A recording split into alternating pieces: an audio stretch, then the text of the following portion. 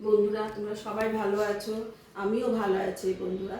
আজকে জ্যৈষ্ঠ মাসে মঙ্গলবার, আমি তো ব্রত রাখি, তাই আমি দেখো আমার পুজোর ঘর, এই যে আমি পুজো করতে বসেছি, তোমাদেরকে তাই দেখাচ্ছি। আমার এক সাবস্ক্রাইবার বন্ধু বলেছিলেন যে আরেকবার পুজোর ভিডিওটা দেখাতে, তাই আমি তোমাদেরকে আবার পুজোর ভিডিওটা দেখাচ্ছি।